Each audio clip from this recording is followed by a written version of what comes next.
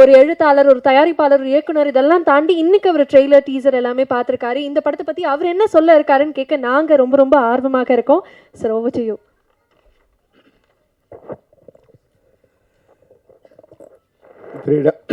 Freedom திரைப்படத்திற்கு இசை வெளியீட்டு விழாவுக்கு வருகை தந்துள்ள நண்பர்கள் அனைவருக்கும் என்னுடைய வணக்கம். உண்மையாகவே இந்த ட்ரெய்லர் பார்க்கும்போது ஒரு ஃப்ரெஷ்ஷாக ஒரு படத்தை பார்க்குற மாதிரி இருந்தது. ரொம்ப நாளுக்கு அப்புறம் ஒரு உண்மை சம்பவத்தின் அடிப்படையில் இந்த கதையை பார்க்கும்போது தமிழ் சினிமாவுக்கு ஒரு புதிய வரவாக தான் அந்த திரைப்படம் எனக்கு தெரிஞ்சுது. இந்த திரைப்படத்தோட தயாரிப்பாளர் எனக்கு மிக நெருங்கிய நண்பர். என்னோடய வீட்டில் ஒரு ஆஃபீஸ் வாடகை இருக்கும்போது அதனுடைய படத்தோட தயாரிப்பு நிர்வாகியாக இருந்தார். சர்வ சாதாரணமாக அவர்கிட்ட பேசிகிட்டு இருப்போம். இப்போ சினிமாவை பற்றி ரொம்ப நேசமாக இப்போ ஸ்டேஜில் பேசினார் இல்லையா, அது மாதிரி அந்த உள்ளன்போடு உண்மையாகவே எப்பவும் பேசுவார். அப்போ ஒரு நாள் சொன்னார், சார் இது மாதிரி நான் ஒரு படம் பண்ண போகிறேன். அப்படியா, ஏன்னா இப்போ பெரிய பெரிய ப்ரொடக்ஷன்ஸே படம் பண்ண தடுமாடிட்டு இருக்கும்போது எப்படி பாண்டியன் நீங்கள் ஆரம்பிக்க போகிறீங்கன்னா, இல்லை சார் சசி ஹெல்ப் பண்ணுறேன்னு சொன்னார். அப்புறம் சிவா ஒரு கதை சொன்னார்னு சொன்னார். அந்த கதை எனக்கு படம் ஆரம்பிக்கிறதுக்கு முன்னாடி என்கிட்ட சொன்னார். நான் ஒரு படத்தை டைரக்ட் பண்ணணும்னு நினச்ச சில படங்களில் இந்த படம் ஒரு படம். சிவா இந்த படத்தை ஒரு கதையை எனக்கு சொல்லும்போது இந்த படத்தை நான் டைரக்ட் பண்ணணும் அப்படின்னு நினச்சேன். ஏன்னா எனக்கு ரொம்ப நெருங்கிய ஒரு படமாக இருந்தது. நான் ரொம்ப வார் ஃபிலிம்ஸ் நிறைய பார்ப்பேன். எனக்கு லைஃப்பில் கிரேட் எஸ்கேப், பேசேஜ், வேரிகல்ஸ்டர் இந்த 3 படமும் ஒரு 100 தடவை மேலே பார்த்துருப்பேன். அதனோட சாயலில் ஒரு படமும், அதுக்கப்புறமும் உண்மை நிகழ்ச்சியை, வேலூரில் நடந்த ஒரு உண்மை நிகழ்ச்சியை ரொம்ப அழகாக அதை ஃபார்ம் பண்ணி ஒரு ஒரு மனித குலத்தில் ஒரு பகுதியோட ஒரு மனிதர்களோட வாழ்க்கையை ஒரு அழகாக அந்த கதை விளக்கி சொல்லியிருந்தது. இப்போ யாரோ சொன்னாங்க சிவா சொன்னதை விட பாண்டியன் சொல்லும்போது ரொம்ப எமோஷனலாக சொன்னார்னு முன்னாடி பேசினவங்க யாரோ சொன்னாங்க. அந்த வகையில் ரொம்ப சிறப்பாக சொன்னார் உங்கள் கதையை பாண்டியன்கிட்ட. உண்மையாகவே பாண்டியனுக்கு ஒரு நல்ல நேரம் தான். ஏன்னா நல்ல நேரம் எப்படி வரும்னா, அந்த அமையிற சுச்சுவேஷன் ரொம்ப தானாக சேர்ந்து அமையும். ஏன்னா இந்த படத்துக்கு ஃப்ரீடம் பேர் வச்சுருக்காங்க. எப்பவுமே ஃப்ரீடம் சாதாரணமாக வராது, கஷ்டப்பட்டு தான் வரும். கஷ்டப்பட்டு வந்தால் அது ஃப்ரீடம் கிடையாது.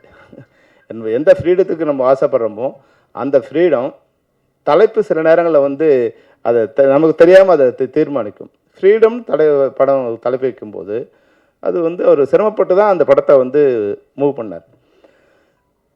உண்மையாக நான் இங்கே ஸ்டேஜில் பார்க்கும்போது அந்த சிரமம்லாம் எதுவுமே இல்லாமல் மிக அழகாக ஒரு பிளான்டு சப்ஜெக்டை ஒரு 3-4 மாதத்துக்குள்ளே பண்ணால் எப்படி ஒரு ஒழுங்கு நேர்த்தி இருக்குமோ அந்த ஒழுக்கத்தை நேர்த்தியாக அந்த திரைப்படம் அமைஞ்சிருக்கு. இதுக்கு உங்களுக்கு அமைந்த யூனிட்டு தான் காரணம். அது டைரக்டர் சிவாவாக இருக்கட்டும், இல்லை கேமராமேனாக இருக்கட்டும், இல்லை ஆர்ட் டைரக்டராக இருக்கும், அவங்கெல்லாம் ஏதோ ஒரு வகையில் இந்த படத்தோட அட்டாச் ஆகியிருக்காங்க.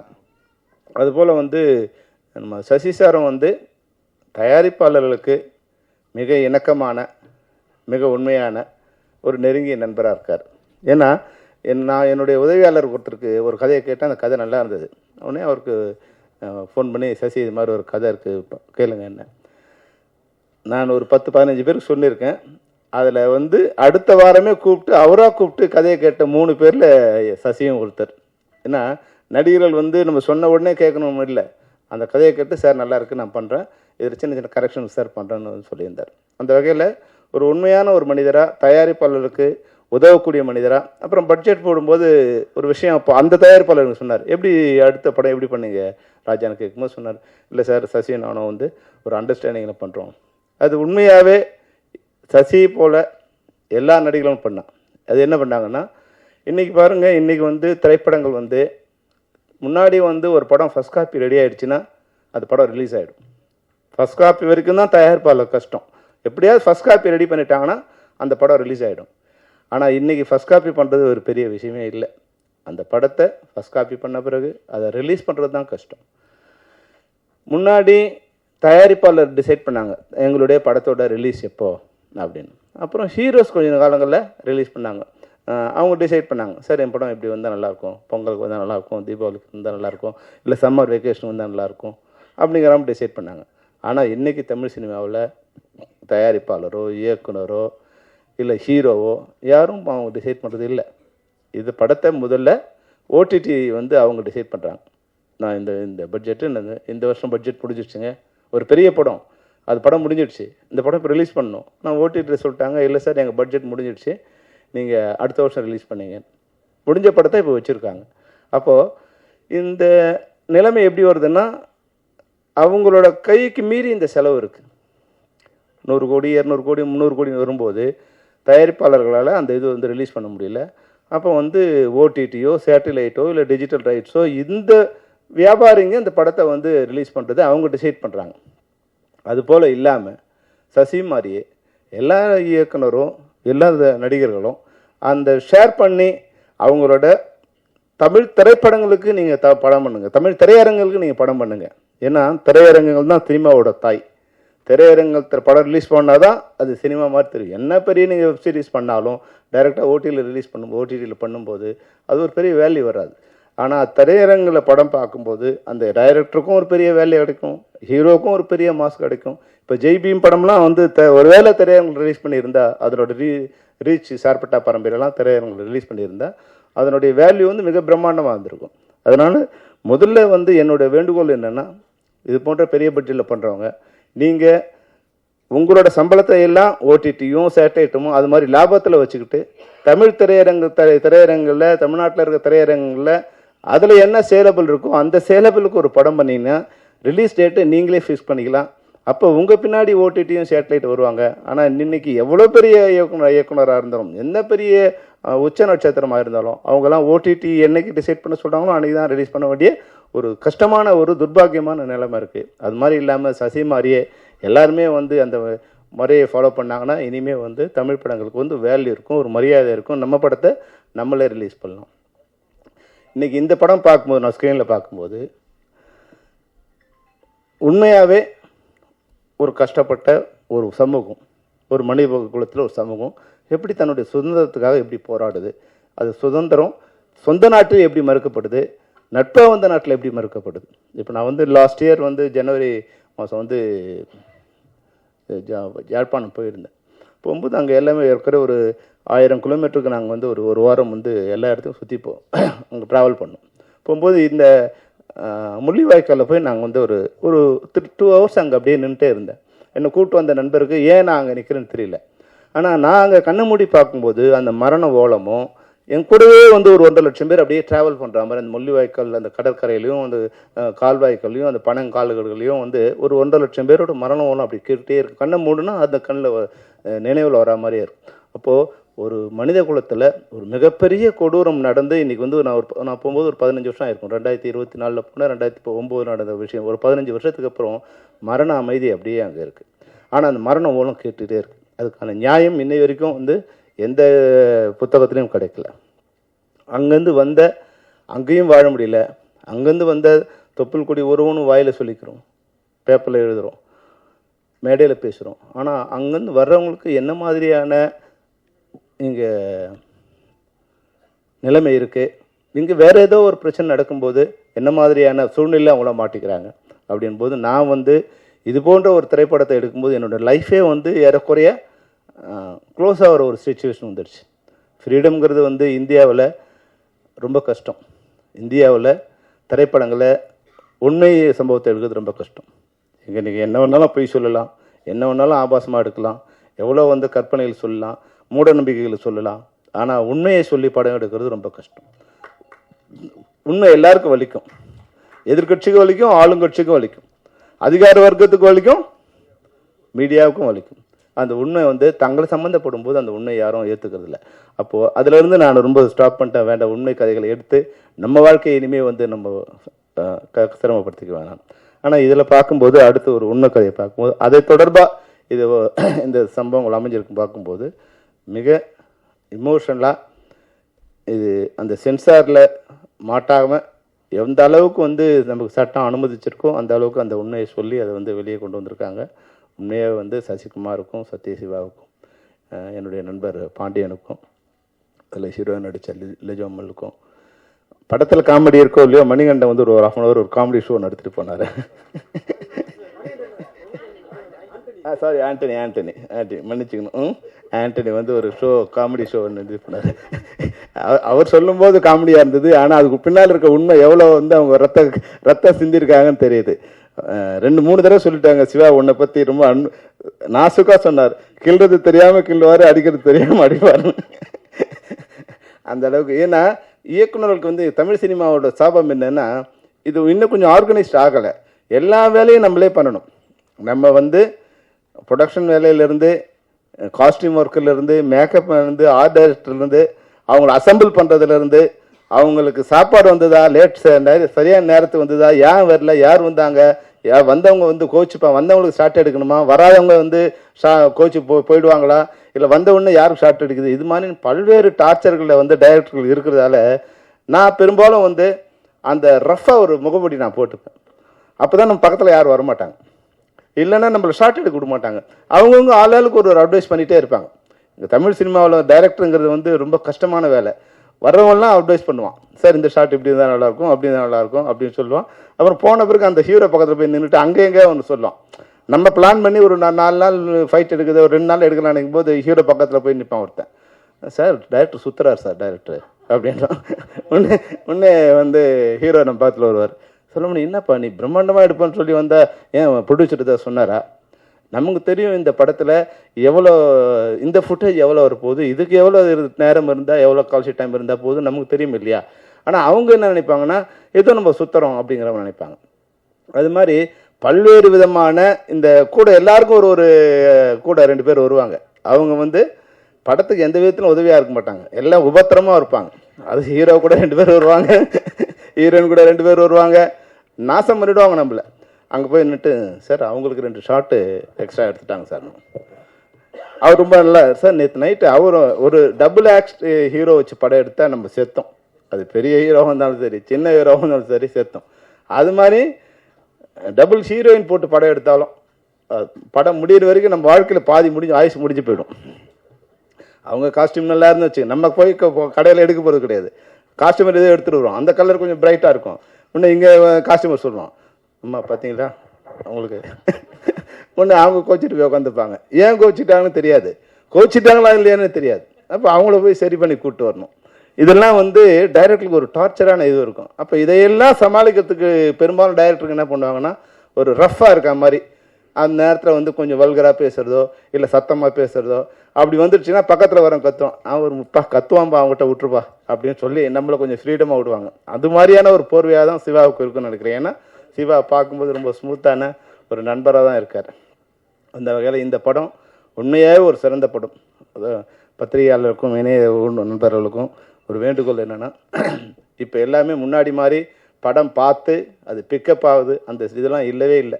நீ படம் பார்த்தோமா அந்த வெள்ளி சனி ஞாயிறோட படம் முடிஞ்சிடும். அதனால் நீங்கள் அதை பற்றியான நல்ல விஷயங்களை எழுதுறதுக்கு 100 விஷயங்கள் இந்த படம், இப்போ நம்ம ட்ரெய்லர் பார்க்கும்போதும் சாங்ஸ் பார்க்கும்போதும் இந்த படத்தை பற்றி எழுதுறதுக்கு நல்ல விஷயங்கள் 100 விஷயங்கள் இருக்குது. அதனால் நீங்கள் இதை பற்றி நல்ல விஷயங்களை எழுதி மைனஸ் எதாவது இருந்தால் 3 நாள் கழிச்சு எழுதுங்க.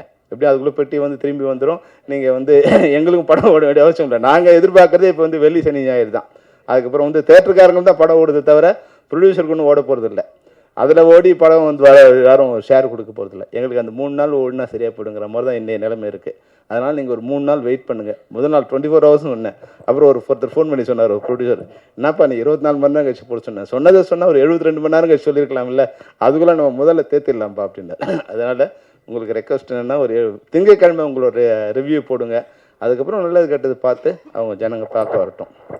இந்த படத்தில் பாண்டியனுக்கு எப்படி ஒரு நல்ல நேரம்னா, டூரிஸ்ட் ஹோம் வந்த பிறகு இந்த படம் வருது. அது வந்து பாண்டியனுக்கு வந்து ஒரு மிக அதுதான் நல்ல நேரம்னு சொல்கிறது. அந்த படத்தோட வெற்றி நிச்சயமாக வந்து இதுக்கு ஒரு புல்லிங் இருக்கும் ஆடியன்ஸுக்கு வந்து வருது. அது மட்டும் இல்லாமல் அந்த வெற்றி படத்துக்கு பின்னாடி சசியோட படம் ஒன்று ஓடிச்சு, அடுத்த படம் சசியோட படம் வரும். அது போல் இல்லாமல் எது மாதிரி படம் ஓடிச்சோ அதனோட அடுத்த பாகம் மாதிரி இந்த படம் இருக்குது. டூரிஸ்ட் ஹோமோட படத்தோட தொடர்ச்சி மாதிரியே இந்த படம் இருக்கிறதால நிச்சயமாக ஒரு மிகப்பெரிய புல்லிங் இருக்கும். அதனால் இந்த படத்தோட வெற்றி எனக்கு தெரிஞ்சு வந்து கொஞ்சம் ஈஸியாக இருக்க மாதிரி தெரியுது. பாண்டியனோட மனசுக்கு அவர் பேசும்போது உங்களுக்கு தெரிஞ்சிருக்கும். நன்றியை கடைசியாக தான் சொல்லணும், ஆனால் வரும்போதே நன்றி சொல்லிட்டார். வரவேற்க சொல்லும்போது அவர் நன்றி சொல்லிக்கிட்டார்.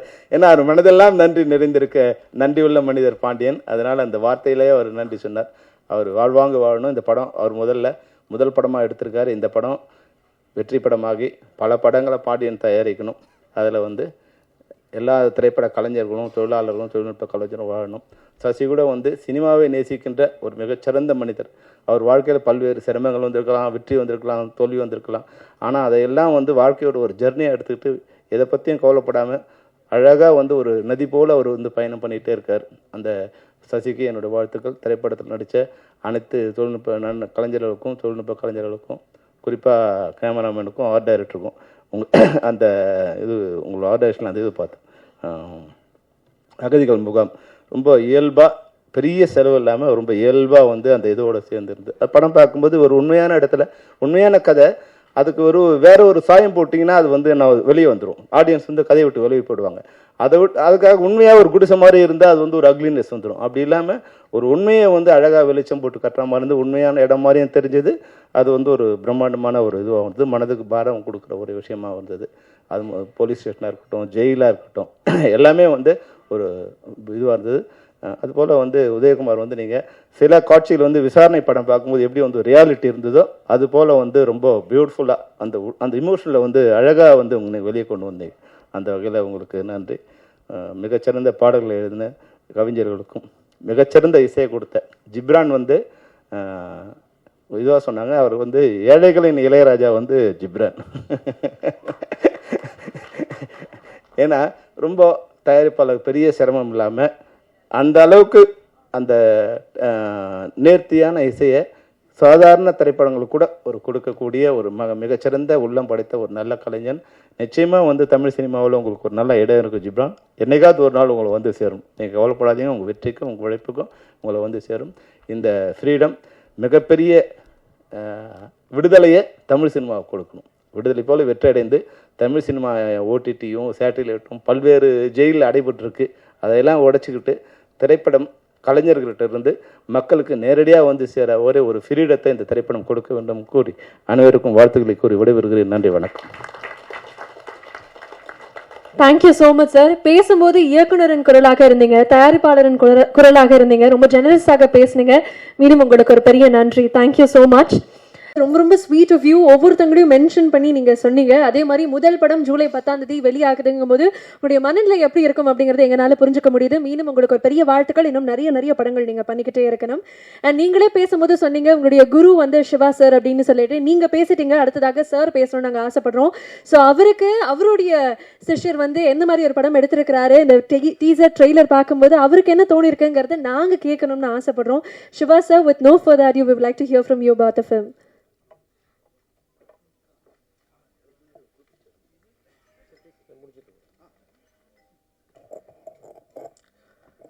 அனைவருக்கும் இனிய மாலை வணக்கம். பாண்டியன் தயாரிப்பில் வந்திருக்கிற அந்த படம் எனக்கு ரொம்ப ஒரு பெருமையான ஒரு தருணம். அது